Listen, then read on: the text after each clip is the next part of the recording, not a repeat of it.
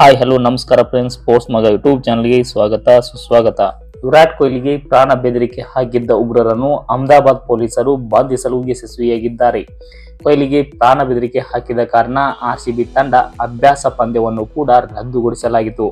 ಹಾಗಾದರೆ ವಿರಾಟ್ ಕೊಹ್ಲಿಗೆ ಪ್ರಾಣ ಬೆದರಿಕೆ ಹಾಕಿದವರು ಚೆನ್ನೈ ಅಭಿಮಾನಿಗಳ ಇಲ್ಲ ಉಗ್ರರ? ಇದರ ಕಂಪ್ಲೀಟ್ ಡೀಟೇಲ್ಸ್ ಈ ವಿಡಿಯೋದಲ್ಲಿ ತಿಳಿದುಕೊಳ್ಳೋಣ.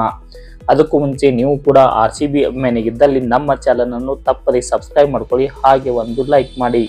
ವೀಕ್ಷಕರೇ, ಆರ್ಸಿಬಿ ತಂಡ ರಾಜಸ್ಥಾನ್ ವಿರುದ್ಧ ಸೋತು ಹೊರಬಿದ್ದಿದೆ. ಆದರೆ ಈ ಸೋಲಿಗೆ ಪ್ರಮುಖ ಕಾರಣ ಅಹಮದಾಬಾದ್ನಲ್ಲಿ ಆರ್ಸಿಬಿ ತಂಡ ಅಭ್ಯಾಸ ಪಂದ್ಯ ಆಡದೇ ಇರೋದು ಹಾಗೂ ಕೊಹ್ಲಿಯ ಪ್ರಾಣ ಬೆದರಿಕೆ ಇವೆಲ್ಲ ಆರ್ಸಿಬಿ ಪಾಳ್ಯದಲ್ಲಿ ಆತಂಕ ಮೂಡಿಸಿದ್ದು ಕೂಡ ನಿಜ.